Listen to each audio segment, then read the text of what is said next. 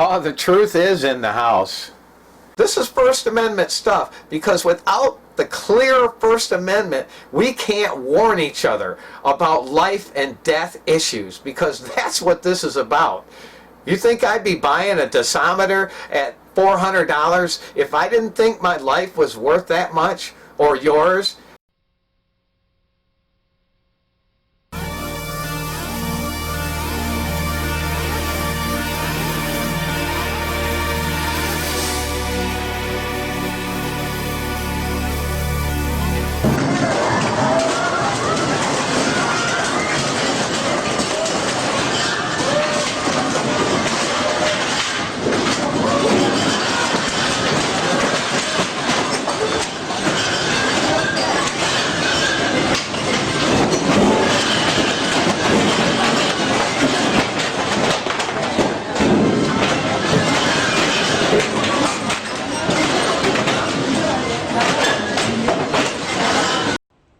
It was absolutely unlike anything I've ever experienced before. I've been living here for 8 years now, and this was quite simply the biggest, longest-lasting earthquake I've ever experienced here. And that's it, because Kyung La, our reporter there, was saying that she thought it was 4 to 5 minutes. Was that your sense as well?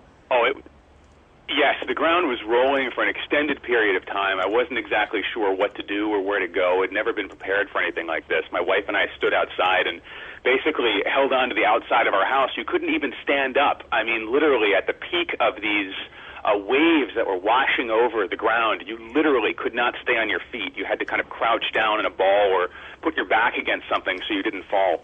And that's exactly what we did for the length of the duration of it, which I would say was about probably a minute to 2 minutes. It felt like a lot longer than that, let me tell you. The quake not only shook, it severed a slab of the Earth's crust about the size of New Jersey, 10,000 square miles. A destructive force equal to 300,000 Hiroshima-sized atomic bombs, sending shockwaves around the globe, bouncing cities as far away as New York and London by a fraction of an inch. It was so powerful that it warped the shape of the planet, accelerating the Earth's orbit by a microsecond, making the day a tiny bit shorter.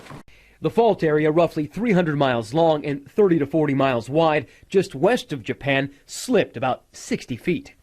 And that force, which jolted through the Earth's somewhat elastic crust, moved Honshu, the main island of Japan, 8 feet. Unlike other places in the world, the Japanese reactors are clustered. There were 7, for example, at Kashiwazaki in 2007 when they were hit by an earthquake, and all 7 of those reactors had to shut.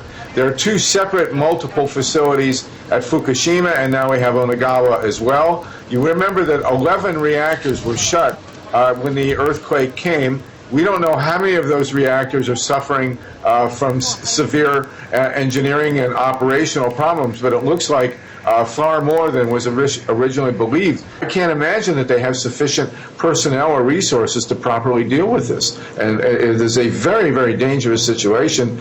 Dangerous is a great understatement. Any one of these reactors, as I mentioned, is capable on its own of major radiation releases. There is an additional factor. These are old reactors, and as a result, they have a lot of spent fuel. And in this particular design, they're stored at the top of the reactor, if you can believe that.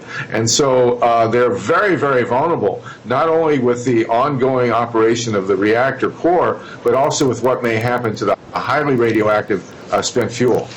This was the wave, the first wave at least, as it struck the northern coast, bringing debris and buildings with it. Some of the assessments talk of a huge wave out in the Pacific, or maybe 32 feet high. The Philippines on alert, Hawaii, outlying islands, Russia as well. But this first initial wave estimated to be about 4 meters high. That's about 12, 13 feet high. Up the coast was the town of Minami Sanriku, a solid, sizable place, home to 17,500 people. This is how it looks now. It's as if Minami Sanriku has been wiped from the face of the earth. The only building left standing is the hospital. Some reports say 10,000 may be missing here. When you see the destructive power unleashed by the undersea earthquake, you can understand why.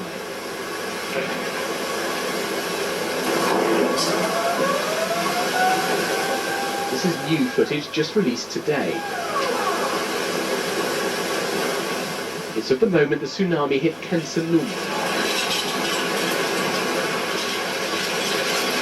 Another town on the same stretch of coastline. Whole buildings swept down the streets by the power of the water.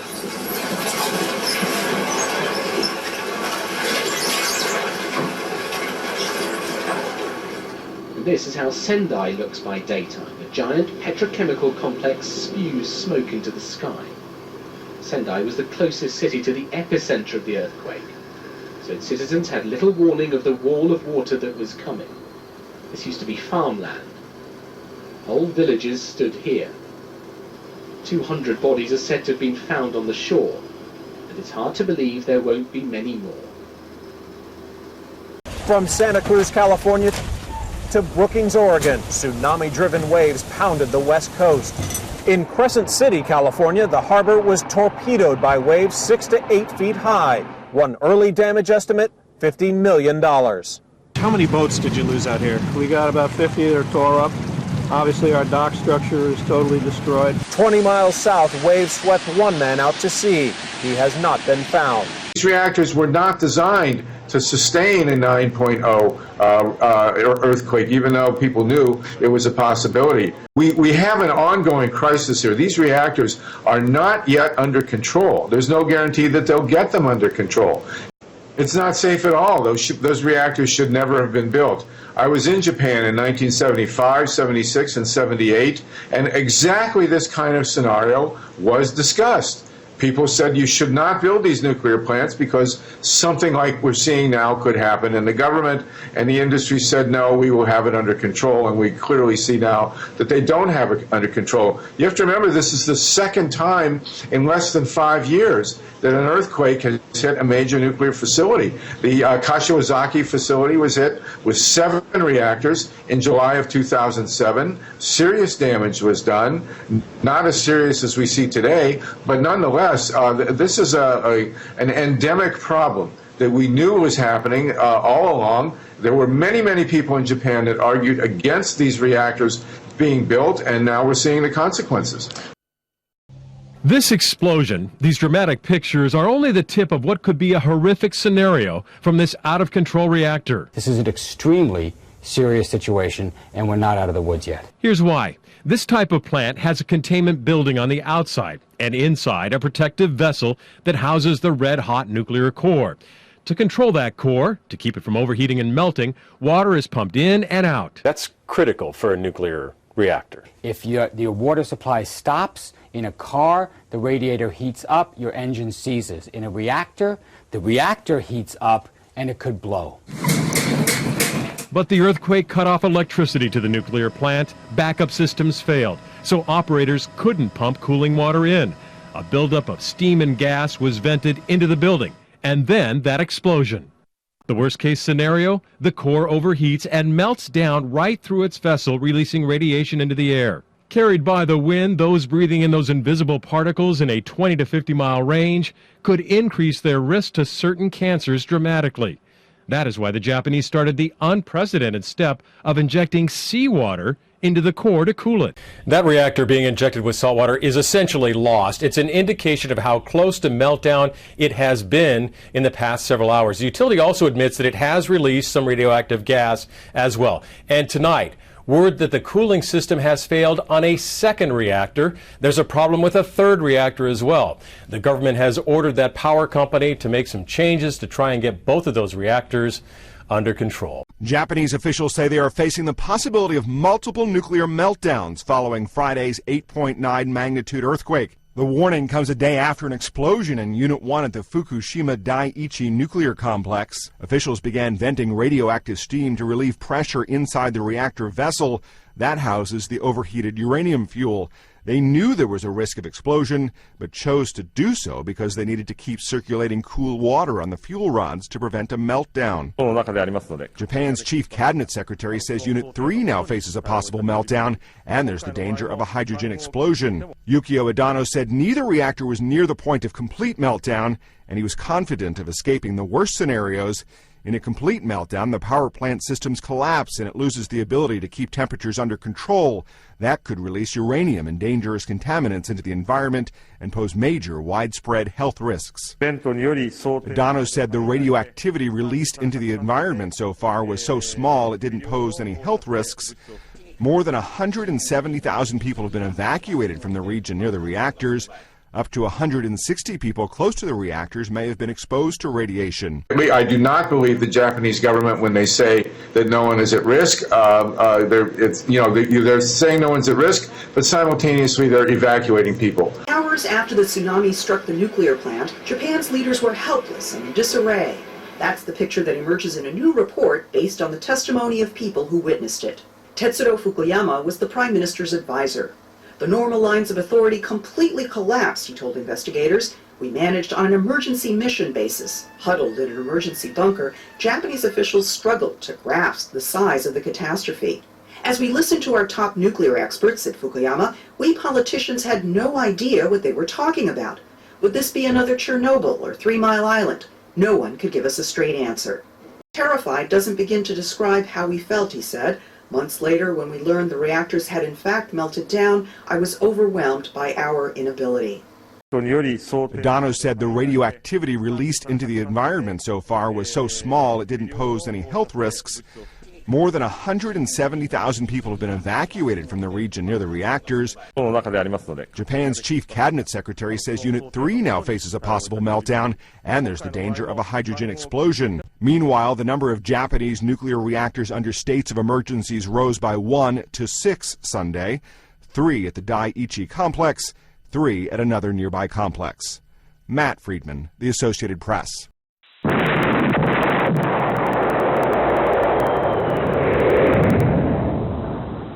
A hydrogen explosion has occurred at Unit 3 of Japan's stricken Fukishima Daiichi nuclear plant.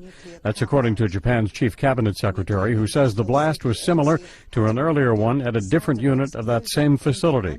Tokyo Electric Power says 3 people have been injured at the facility, 7 others are missing. Journalists with the AP felt the explosion as far as 30 miles away. Japan's chief cabinet secretary says the reactor's inner containment vessel holding the nuclear rods is still intact, allaying some fears of the risk to the public and the environment. But the situation remains dangerous, and Japanese authorities have ordered people within a 12-mile radius of the plant to remain inside. More than 180,000 people have been evacuated from the area. The number 3 unit reactor had been under emergency watch for a possible explosion as pressure built up there following a hydrogen blast Saturday at the facility's number 1 unit.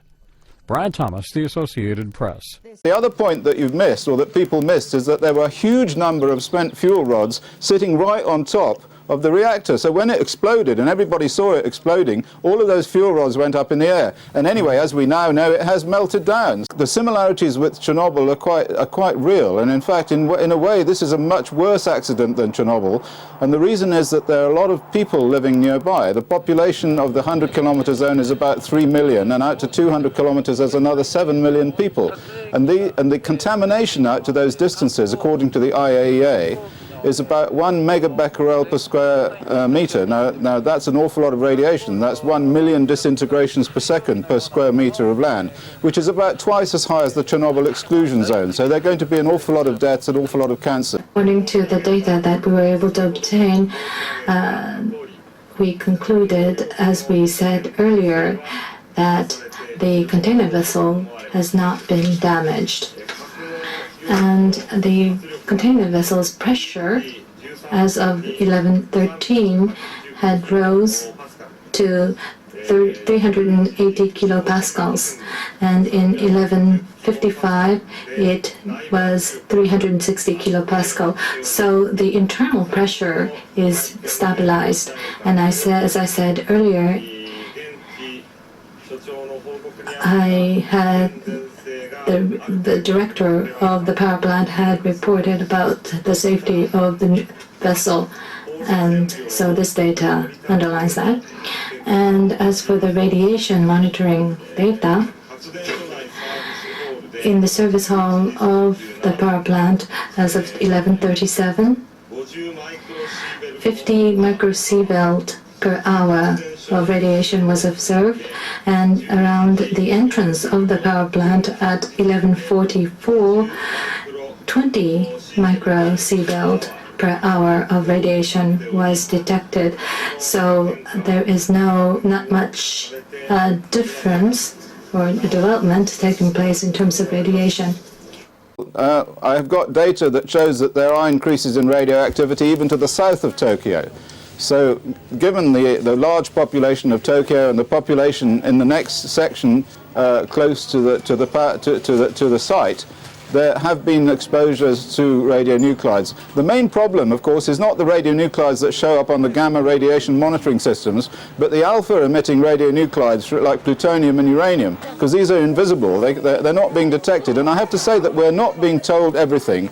And right from the beginning, we weren't being told everything. And this is one thing that happened with Chernobyl as well. That is another parallel between these two situations, is that we don't get told anything, and the truth slowly comes out as if it's being dragged out of people. There is no spent fuel pool remaining in Building 3.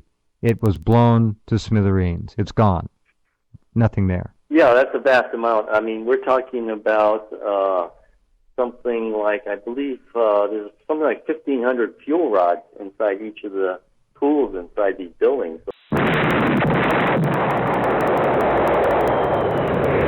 Concern was that they wouldn't be able to contain the pressure and that they wouldn't be able to contain the heat around those nuclear fuel rods. All we know is witnesses on scene at that reactor number 2 say they've witnessed an explosion of some kind, that they've heard an explosion of some kind. Adam Housley, who's about, 70 miles closer to there than I am at the moment. Adam, there's no one close enough, journalists or otherwise, as far as I know, to be able to report exactly what that explosion was because they've cleared out the area. But any sign of an explosion near that reactor number 2, if the reports are accurate, and they've come over Associated Press wires, if they are accurate, that could be very bad news indeed. Absolutely. The Japanese have said in previous explosions, Shepard, because there have been a number of others over the course of recent days, they've said that it's been a good thing in some ways because it relieves the pressure. Now, other nuclear scientists from other countries have suggested that it isn't such a positive thing and that it could potentially lead to a full meltdown.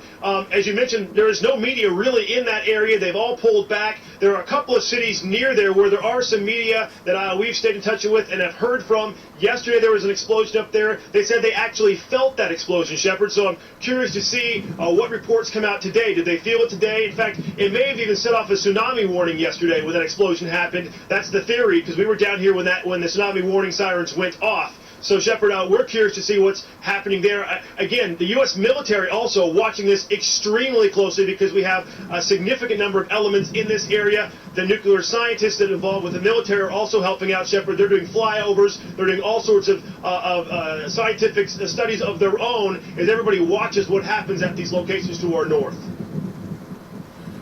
Adam, just for a little bit of clarity here, I reported earlier that witnesses said that they'd heard an explosion there. Now we're getting this report from the Japanese Nuclear Safety Agency, which is making it official now that witnesses have confirmed an explosion at unit number 2. We don't know exactly where, we don't know exactly what this means, but we fully expect within the moments ahead that we'll get more details from this. I can report that we had about a 4.1 tremor here in Tokyo a few hours ago. You're always kind of leery of such things because the aftershocks continue to come. 4.1, certainly one that you notice, but I don't think it woke up people around Tokyo because they're frankly pretty chill about these things as they happen here and have been happening the last few days quite often. The bigger concern across the nation until we get more details on this new explosion are the fuel, food, and water shortages.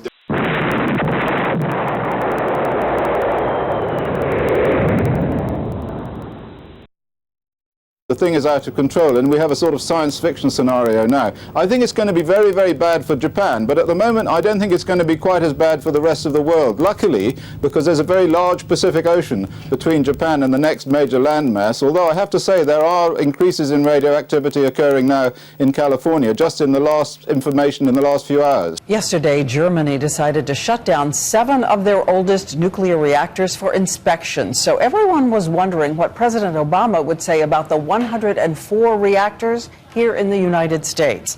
Here in the U.S., about half of our reactors are more than 30 years old. Also, 11 of them sit in active earthquake zones. Some scientists warn that what happened in Japan should be a wake-up call for the U.S. That's because geologists say that faults just off the west coast could trigger a massive earthquake and tsunami here.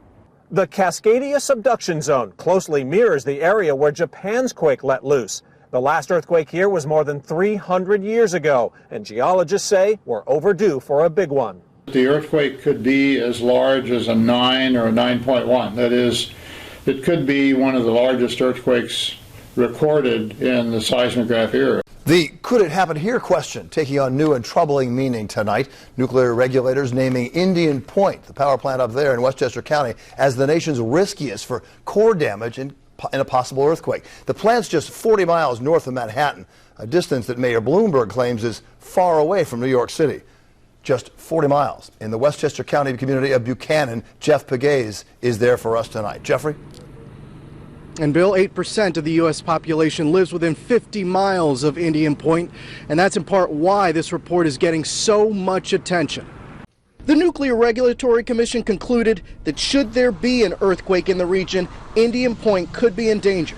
It is, according to the NRC, the nuclear power plant in the U.S. with the highest risk of core damage from an earthquake. The report is prompting the governor to order an examination of whether Indian Point can withstand a natural disaster. This plant in this proximity to New York City was never a good risk, but this is new information that we're going to pursue. As Attorney General, the governor called for the plant to be closed. And now, with the plant's license coming up for renewal, and in the wake of the devastation in Japan, there is likely to be renewed debate over the controversial nuclear power plant. Indian Point 3 is among the older reactors. It was built before we had some modern knowledge. And so that makes it somewhat riskier than some of the current construction. But a spokesman for Energy, the company that owns the power plant, counters that Indian Point can withstand a significant earthquake. According to Energy officials, the reactors at the site are designed to handle a 6.0 magnitude earthquake. That being said, Indian Point and Entergy are going to be part of an industry initiative to look at catastrophic events and the response to those events at each site. We don't know when it can happen, but it can happen. Bill, 8% of the U.S. population lives within 50 miles of Indian Point. And 16 plants use the same kind of reactors that are in so much trouble over in Japan right now. So we put the question directly to a spokesman for the American nuclear industry. Can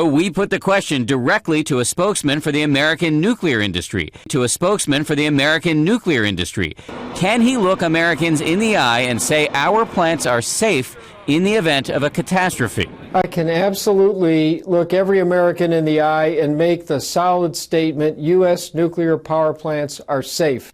ABC News contacted more than a dozen nuclear experts all over the country today, and overwhelmingly they agreed that American nuclear power plants are safe. So why do they say that? Well, first, because they say America has the toughest regulations in the world. Second, they say after 9/11, our plants made extensive safety improvements, specifically to handle the sort of problems they're dealing with in Japan right now. But Diane, they admit they cannot plan for everything. No guarantees. No guarantees. But no need to shut down to inspect.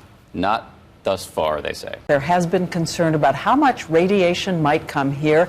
Our eyes on the plumes of radiation hurtling across the Pacific. This is just a model of what might happen toward our shores. The first of the plume expected to hit California tomorrow. But today, President Obama went out of his way to stress there is no need for alarm here at home. The timing could not be trickier for the president. Just as the country is about to make a big new investment in nuclear power, Japan happens, which has resulted in widespread fear among the general public and on Capitol Hill. So I want to be very clear. We do not expect harmful levels of radiation to reach the United States, whether it's the West Coast, Hawaii, Alaska, or U.S. territories in the Pacific. Let me repeat that. We do not expect harmful levels of radiation to reach the West Coast, Hawaii, Alaska, or U.S. territories in the Pacific.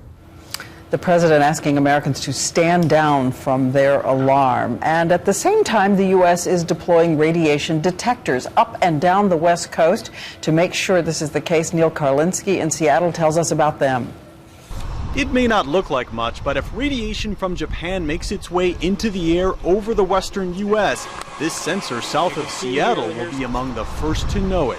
This disc right here that you can see is the filter that is monitoring, that is pulling air through it. The federal government has 100 of these sensors running around the clock, covering about 70% of the country's population. They send data directly to computers at the EPA, and so far they have detected no increase in radiation. There's a lot of space between here and Japan, so we don't expect an impact here, but we want to make sure. And in the face of concern about fallout making it across the Pacific, extra radiation sniffers are now being sent to points of likely first contact in Guam, Hawaii, and Alaska. Detection, they say, is the easy part. Now they just have to convince a jittery public to breathe easy. The air is safe. But that may not silence the critics, some of whom point to what the German government is doing, shutting down its oldest nuclear power plants for 3 months for safety checks. Late today, Congressman Ed Markey told us America should look at doing the same thing. The life expectancy of these plants has been extended from 20 years to 40 years to longer. As a result, they each need to be taken in for a checkup. The life expectancy of these plants has been extended from 20 years to 40 years to longer. As a result, they each need to be taken in for a checkup. Just as the country is about to make a big new investment in nuclear power, Japan happens. We do not expect harmful levels of radiation to reach the West Coast, Hawaii, Alaska, or U.S. territories in the Pacific. President reassuring today about the possibility of dangerous radiation here. Are you reassured? I am reassured. You know, when I listen to the president, when I talk to people all day throughout government in terms of what's being done to prepare, what they've learned from Chernobyl and other events, I'm reassured that we're not going to see in this country harmful levels of radiation. That doesn't mean they won't measure any, but harmful levels of radiation is very different. This is, I think, a secondary tragedy from Chernobyl. The children who developed thyroid cancer didn't do it necessarily from that initial release. What happened was radioactive iodine fell on the grass and was eaten by cows, and that went into their milk. Children drank that milk over a long period of time, and that led to almost 4,000 cases of cancer in that area around Chernobyl. Here in the United States, they are preparing to be able to monitor the food supply, the milk supply, if it's necessary, so that that kind of a disaster is not something we need to worry about.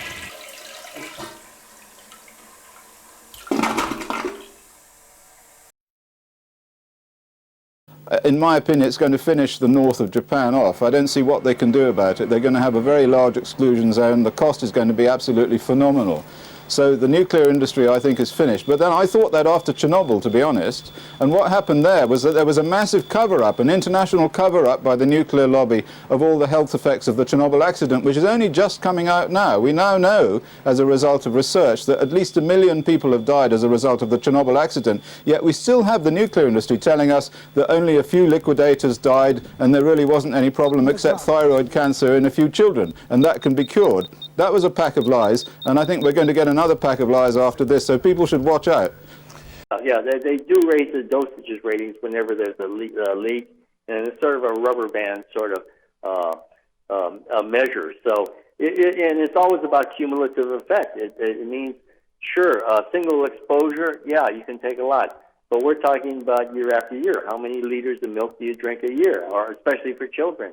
And I think this is a real problem, is that we're seeing we're well past the second pass of the radiation around the atmosphere. Right. So we're seeing the buildup, steadily. More than 6,000 cases of childhood thyroid cancers because of Chernobyl. We've since learned that when those radioactive particles enter a child's body, they settle in the thyroid. Radioactivity is bad for children because it can damage DNA and affect the way cells divide. And children have cells that divide more rapidly than adults because they're growing. Let's talk about the seawater for a minute. We know that 13,500 tons of radioactive water was and is being dumped into the ocean. This has really infuriated the Chinese and the Right. Koreans, which call the handling of the situation by Japan incompetent, and probably a lot worse than that. Highly radioactive water, something like 7 million times normal level, was detected off the coast of northern Hawaii. So Yes. what we're seeing is a northeasterly drift, cyclical drift, of what's called the black current, or the kuroshio in Japanese. Okay, let's go into this in detail. This is very important, please. Yeah, this current sweeps up from the south, and then it passes Kamchatka Peninsula, goes past the Bering Strait, where it mixes a lot with Arctic water, and then it comes past the coast of Alaska, down the west coast of Canada and the United States, and finally ends somewhere off of Mexico. So the problem here with this is that, one, it's one of the richest fishing areas in the world. You know, this is where all the waters mix. So this is why the Chinese and Koreans are so upset. They have fishing trawlers up there, and then this radiation is coming right into their best fishing areas. The second problem is that, you know, the IAEA says that, well, the radiation is not a threat because it's going to mix with seawater in the Pacific. Well, that's not exactly the case, because it's trapped basically in this conveyor belt, something like the Gulf Stream on the East Coast comes around. So it's not mixing with vast volumes of Pacific water. In fact, it's a steady stream of radiation that's coming around in a clockwise circle in a narrow band. And what we're seeing happening here is passing the greatest concentration of large sea mammals in the world. We're talking about seals, mammals, whales, so basically, these are the animals at the top of the food chain, and the radiation is going to collect through the fish right up the food chain into these sea mammals. So this is really a very serious problem. Could lead to the largest extinction of mammals since maybe the Stone Age. Let's go to Hong Kong now and say hello again to our colleague Yoichi Shimatsu, who has just returned from another trip to Japan, where he is trying to make a difference, and he is literally putting his health on the line in doing so. Yoichi, are you there? Yes, how are you, Jeff? I'm good, sir. How are you, my friend? Are you feeling better? As we can do. Yeah. These herbals that I brought really did the trick. It really helped overcome some radiation burns I had on my forearms, helped a lot of other people who suffered radiation burns up there in Fukishima area.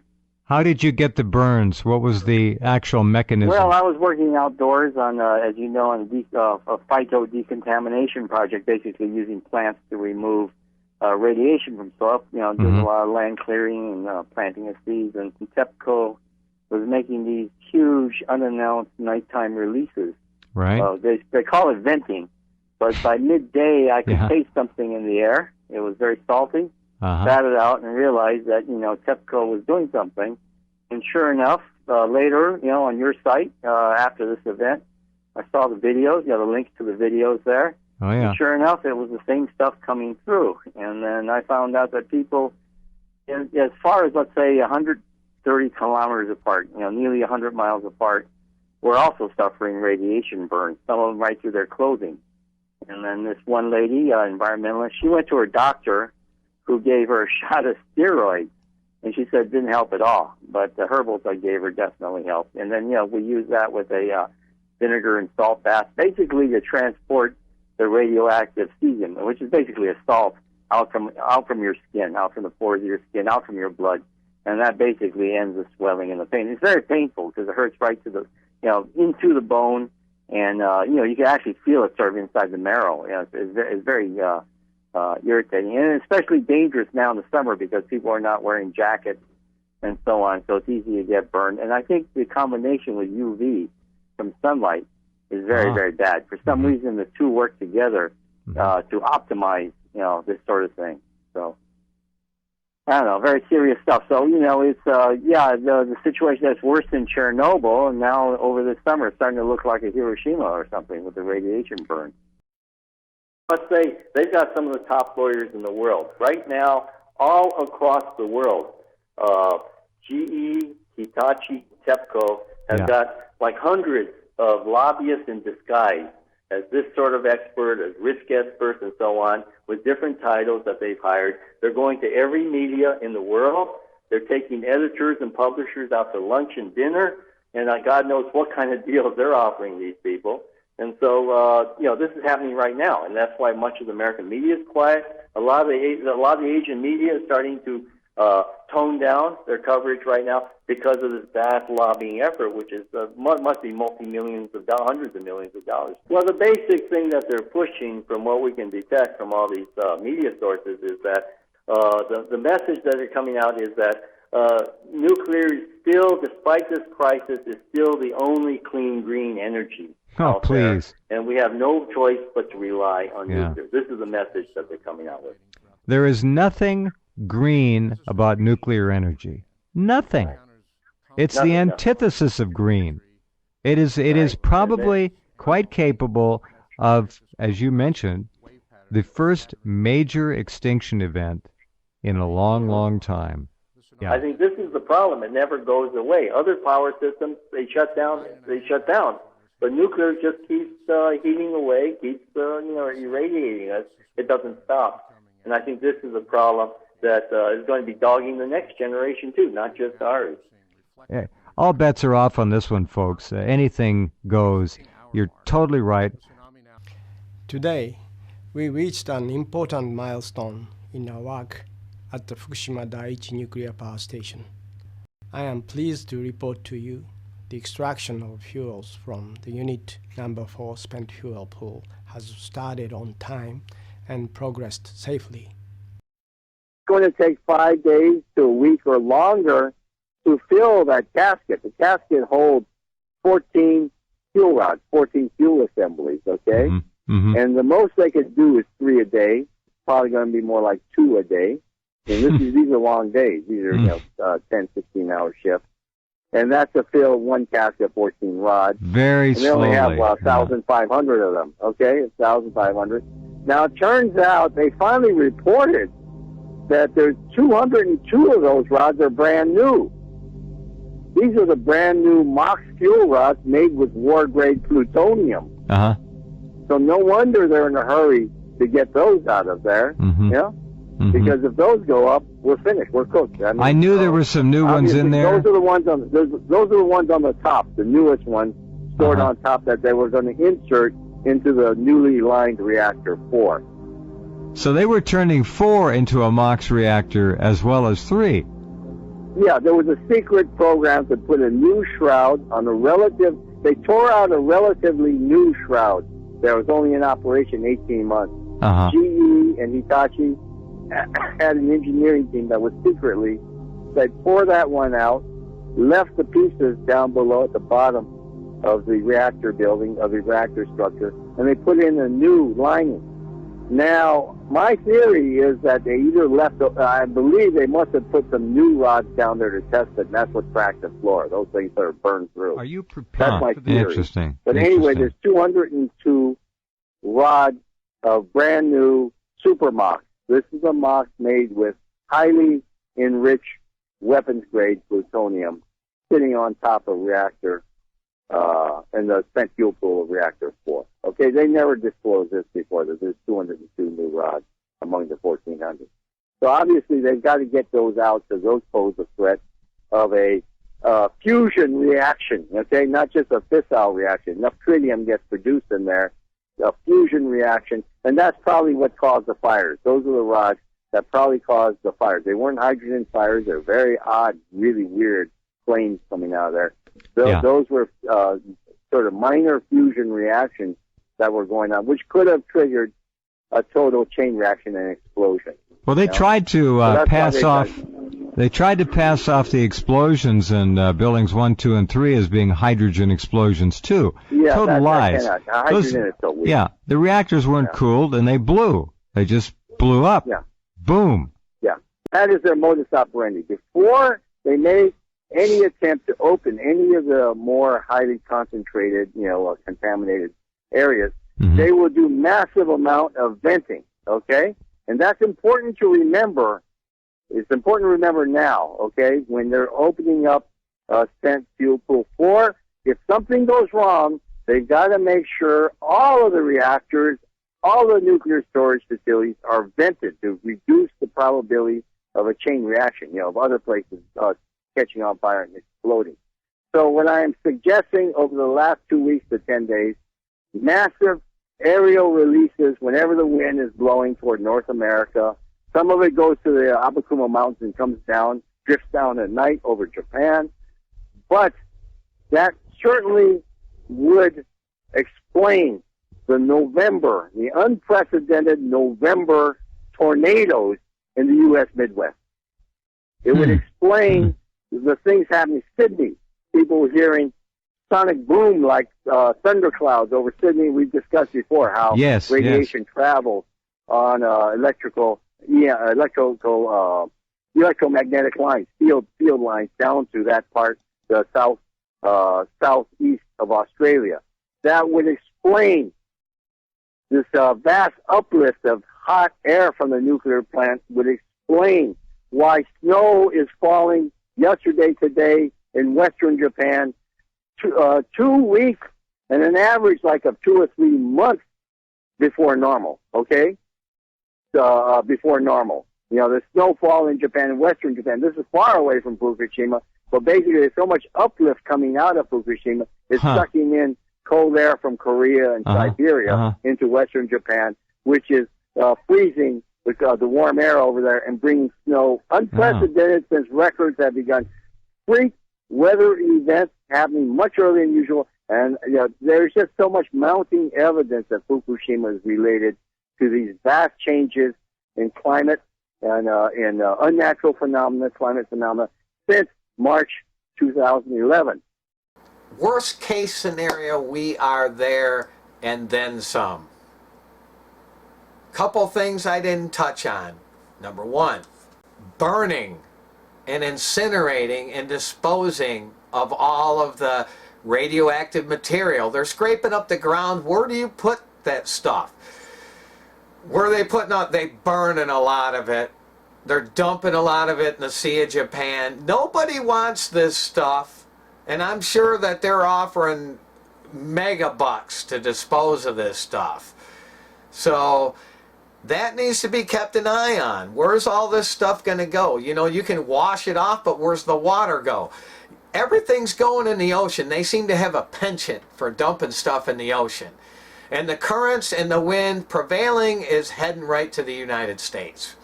That's just the facts of life. To ignore it is ignorant. And that's just, I mean, people really get upset when they hear the word ignorant. Well, I'm not ignorant. If you didn't know something, you're ignorant. I say it all the time. I'm totally ignorant of that. So the word has a stymie effect on your defense system. Drop it. Okay? To learn, you have to admit that you don't know something or that you're wrong. So that's part of learning. That's part of growing up. We need to grow up as a culture, grow up as a nation. We're way beyond time to start growing up. Can't we have a decent dialogue? The people you heard in this video were people I've been listening to for quite a while, and they're right on top of it. There's a lot more there. Like I was saying, they're burning the trash and dumping it in the bay. Well, this goes up into the air, into the atmosphere, and this plume is going all around the globe. Who knows how many times in the last 3 years it's come around there. But we're accumulating. Everything's slowly going up everywhere now in the northern hemisphere. This is just common sense. So what can we do about it? You never really want to put something like this out with having solutions right there at hand. I have a dosimeter. I got this one from Russia. It's a SOX. It's got dual tubes in it. Right now it's reading 008 microsieverts, which is a good reading, really. I notice it goes down at night. I'm just getting baseline readings now for around the house and around my county where I live in. That's what you can do. We can monitor the radiation. That way when we see a spike, we can alert each other and say, hey, you might want to wear a mask now. So these are citizen things, and we have to care, first of all. The other thing I need to talk about is the radiation readings in Japan. They're off the charts. The whole country of Japan is glowing. You don't want to go there. The thought that they're going to have the Olympics there is just completely insane. My gosh, they can't be serious. I am not kidding you. Okay, what I'm about to show you is a chart. These readings were the baseline readings of what they're measuring against, okay, in pre-Fukushima. Ones that we're measuring in are the microsieverts. It's just decimal points from the sievert up here. A sievert is not good. And I'm sitting at 008. They're high, okay? You look up here and there's a prefecture and city, and you can see Sendai. There's Fukushima right there. Now this is pre-Fukushima. Look at the top there. Those readings are right off the charts. And you can see Fukushima right there at 0.037 to 0.046, which is high. But, you know, they're running 5-6 reactors there, so it's going to be high. When you're running all them reactors in a country like that, you're going to have an overall background radiation level that's high. But as we scroll down, you can see that the baseline readings that they're taking, look at this. Kananazawa, look at that. I mean, 1.4, 1.5 up at Niigata. So even before Fukushima, you're looking at major radiation leaks, exposures to the people. Oh, Japan, I feel sorry for those people. The lowest reading on this chart is in Okinawa, if that tells you anything. It's not part of the main island. And you can see that the baseline readings that they're using, there had to be some kind of nuclear leak or big time exposure going on at the time, because the readings here are off the charts and they haven't gotten any better. They have gotten better up at the top here. You'll see they've gotten better. Okay, look at that. 105, 102, 0.08. The readings are taken between 9 and 10 in the morning. And then they've averaged them out to a height of 1 meter, which is what you just saw. And you can see as the top 3 or 4, they've went down significantly. But you can tell Fukushima right off the bat, 0.29. That is that's unheard of. It's unheard of. That's right now. So, and then the readings they're all up now. They're way up. Okinawa, 0.021. That is the lowest reading. But they're all way up there. As you scroll back up the list, look at them. 05, 07, 06, 04. There's nowhere in Japan you can go that you're not getting more than a safe dose of radiation. We can arm ourselves with these for one thing. You get a good one and you can set it next to your food or whatever, and as long as you have a background radiation of what's going on and you set it next to that and you get a different reading, it'll tell you how much above the background it is. What was going on at the time that kept this from being the major thing of the world? Well, it seems like everything happens at once. And 2 days after Obama got done there telling the American public that everything was just fine, go back to sleep, everything gonna be okay. And then all the shills came out and told everybody it was gonna be all right.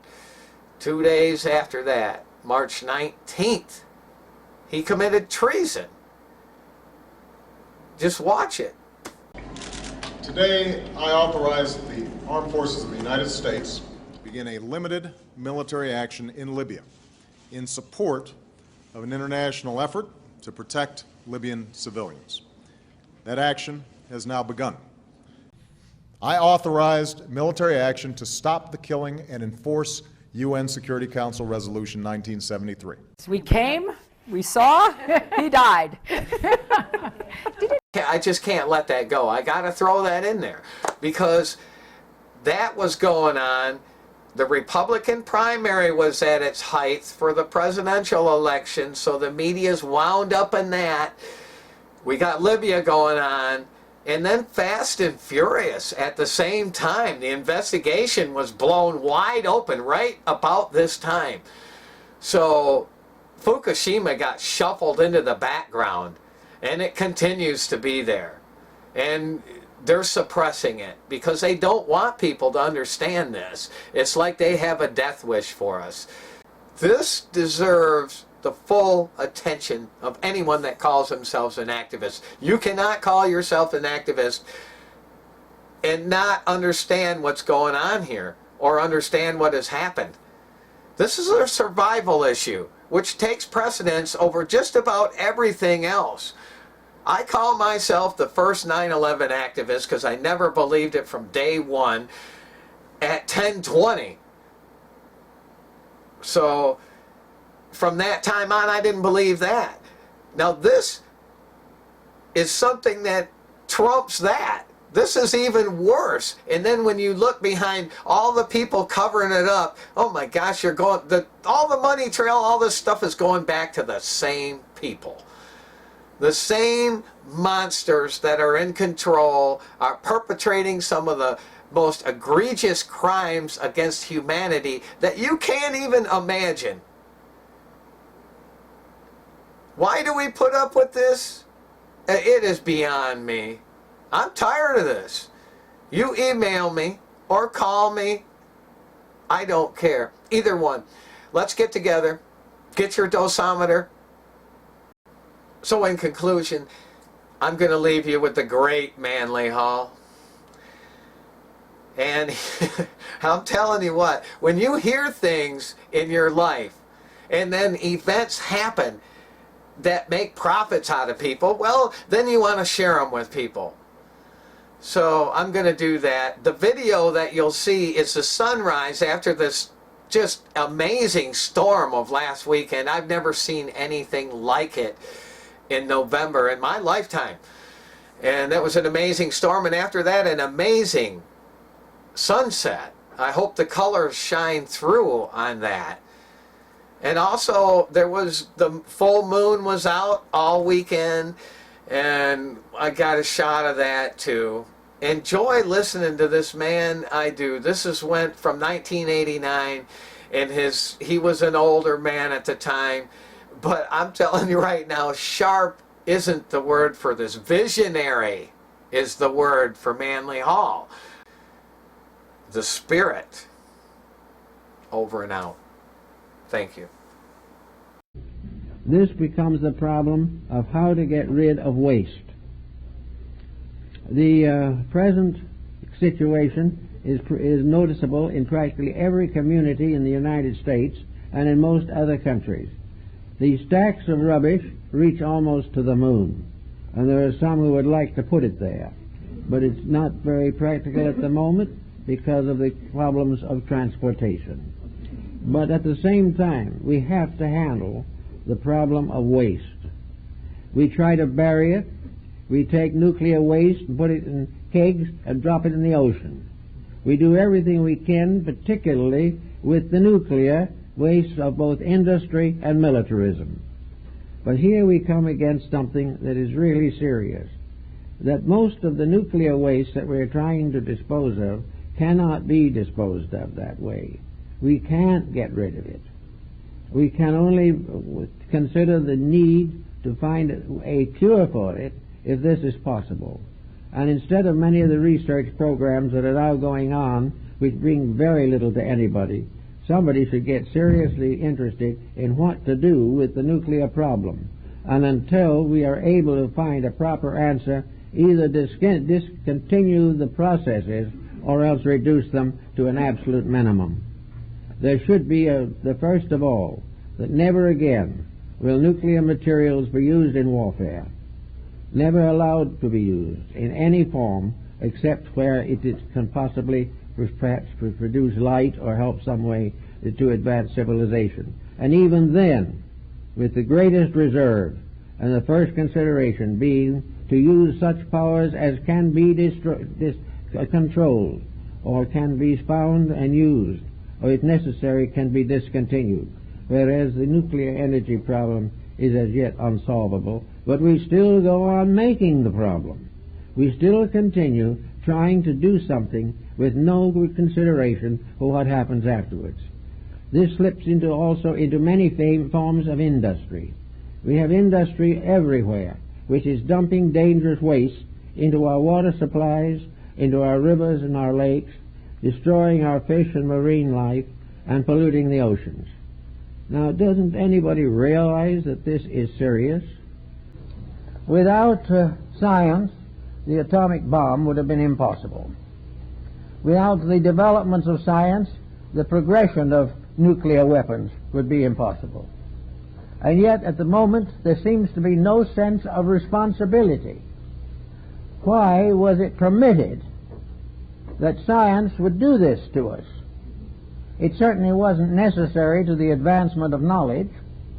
It certainly wasn't necessary to the advancement of economics, because this particular invention, discovery, practically guaranteed the collapse of civilization, unless it could be controlled and controlled immediately.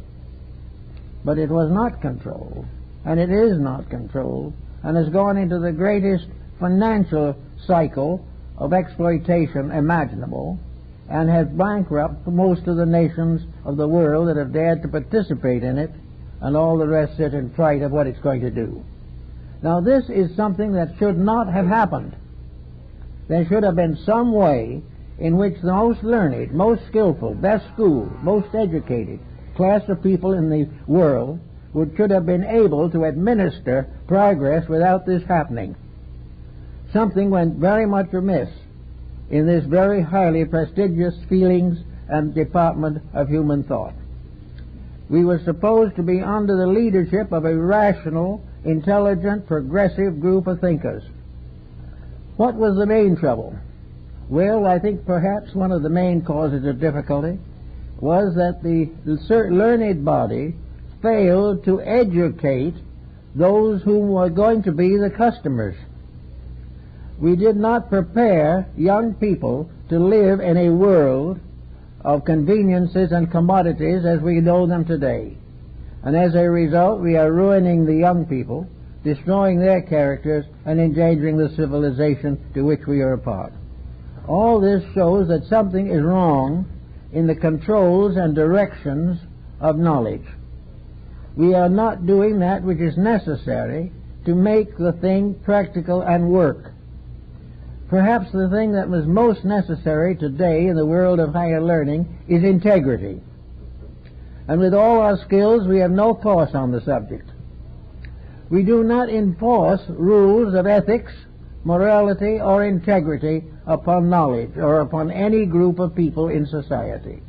Each individual is entitled to do the best he can or the worst he can, and no one can be held responsible for it. We know these things are happening. We know the dangers of them. We know the dangers of alcohol and narcotics. We know what happens when drunk drivers drive a $25,000 car. But all this is passed over lightly. We get a few statistics occasionally, but no one seems to know why. The most intelligent generation we have ever known is in the worst trouble of any generation recorded in history.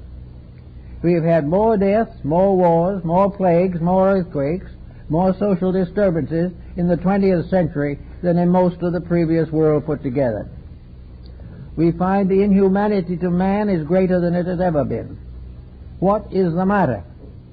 How does it happen that we can become skillful without becoming better human beings? How does it happen that we can know more than our forefathers and live worse? These things have to be considered in terms of the 21st century. What are we going to take forward into that century? Are we going to take this form of scientific research, which might be called an entertainment form, into that century and continue the same way we are? If we do, we will probably be out of business before the end of the 21st century, because nation after nation is arming in nuclear weapons. Individual after individual is being trained to accept these things as inevitable facts, when in reality we should not accept them as facts at all. Now we have another dimension added to our joy, the computer. And the computer could become a great help to mankind, but it could end education because no one will need to read or write again. Also, if that happens, then our literature will be controlled by machines, and we will not be able to read what we want to read. We'll read what is computerized to us, which will make it very easy not to read at all, and thereby lose all concepts of the individual thoughtfulness, digestion of known knowledge, facts, or ideals. We are in this problem with the computer, which is in danger of becoming the most deadly instrument we have ever known. It's apt to be worse than the nuclear bomb, because it is going to gradually work in until it controls every aspect of civilization. Then comes the desperate moment when the computer controls everything. Who controls the computer? This becomes a very important factor, because even a breakdown now may result in hours of delay and wait. We know that all of these inventions and everything that we are doing and trying to do is stymied because of the lack of integrity of people. The inventor is lacking in integrity. The person who is profiting from the invention is lacking in integrity. And the invention itself is a menace. These things put together constitute a threat to the next century, a threat we have to face with more than ordinary thoughtfulness.